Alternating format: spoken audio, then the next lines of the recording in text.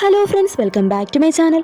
ഇന്ന് ഞാൻ നിങ്ങളോട് പറയാനായി പോകുന്നത് ഒരു നാടിൻ്റെ മുഴുവൻ ഉറക്കം കെടുത്തിയ ഒരു കൊച്ചു പെൺകുട്ടിയുടെ ആത്മാവിൻ്റെ കഥയാണ്. ശരിക്കും ആരാണ് ഈ പെൺകുട്ടി? ആ നാട്ടിൽ എന്താണ് സംഭവിച്ചത്? ഇതുപോലെയുള്ള കാര്യങ്ങളൊക്കെ നമുക്ക് ഈ മൂവി കണ്ടു തന്നെ മനസ്സിലാക്കാം. മൂവിയുടെ പേരാണ് സുമാല.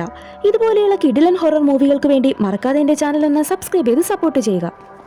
സിനിമയുടെ തുടക്കത്തിൽ തന്നെ കാണിക്കുന്നത് ഒരു കർഷക ഗ്രാമവും ആ ഗ്രാമത്തിലെ കുറച്ച് കുട്ടികൾ ചേർന്ന് ഒരു ചോളത്തോട്ടത്തിന്റെ അരികിൽ കളിക്കുന്നതുമാണ്.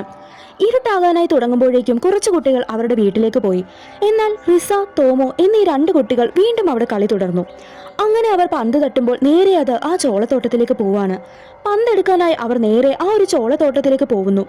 അവിടെ ചെല്ലുമ്പോൾ കാണുന്ന കാഴ്ച ഒരു പെൺകുട്ടി അവരുടെ ആ ഒരു പന്തും പിടിച്ചുകൊണ്ട് നിൽക്കുന്നതാണ്.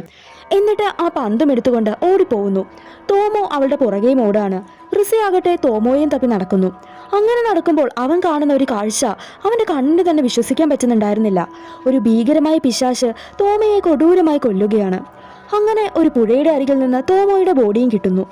അങ്ങനെ പിറ്റേ ദിവസം തോമോയുടെ അച്ഛനും നാട്ടുകാരും എല്ലാവരും കൂടി റിസയെ കുറ്റപ്പെടുത്തുകയാണ്.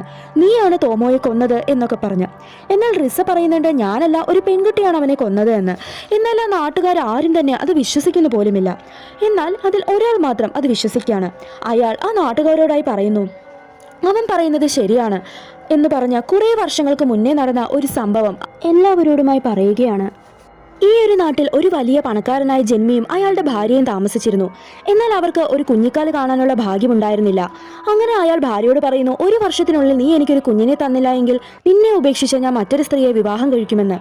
അങ്ങനെ അയാളുടെ ഭാര്യയാകട്ടെ കാട്ടിലുള്ള ഒരു മന്ത്രവാദിനിയുടെ അടുത്തേക്ക് പോവാണ്. അങ്ങനെ ആ മന്ത്രവാദിനി ചില സാത്താൻ ക്രിയകളൊക്കെ ചെയ്ത് അവളെ ഗർഭിണിയാക്കി. അയാളാകട്ടെ വളരെ നന്നായി തന്നെ അവളെ നോക്കി.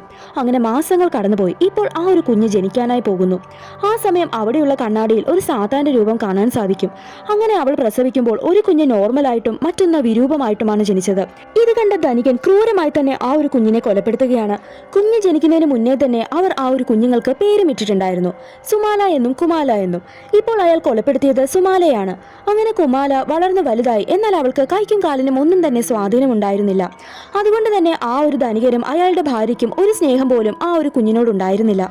ആ ഒരു വീട്ടിലെ വേലക്കാരിയാണ് ഒരമ്മയുടെ സ്നേഹമൊക്കെ കൊടുത്ത് കുമാലയെ നോക്കുന്നത്. അങ്ങനെ ഒരു ദിവസം കുമാല കിടന്നുറങ്ങുമ്പോൾ സുമാലയുടെ പ്രേതം അവളുടെ അടുത്തേക്ക് വരികയാണ്. ഞാൻ നിന്റെ സഹോദരിയാണെന്നൊക്കെ തന്നെ ആ ഒരു പ്രേതം പറയുന്നുണ്ട്.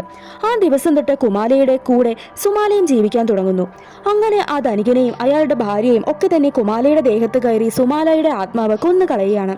സാത്താന്റെ കുഞ്ഞിനെയാണ് അയാൾ അന്ന് കൊന്നുകളഞ്ഞത്. അതുകൊണ്ടാണ് ആ ഒരു കുഞ്ഞ് പ്രേതമായി വന്ന കൊടൂരമായി തന്നെ അവരെയെല്ലാം കൊന്നുകളഞ്ഞത്. സുമാലയുടെ ആത്മാവിനെ പൂർണ്ണമായിട്ടും ഇവിടെ നിന്നും ഒഴിപ്പിക്കാൻ സാധിക്കില്ല എന്നും അയാൾ അവരോടായി പറയുന്നുണ്ട്.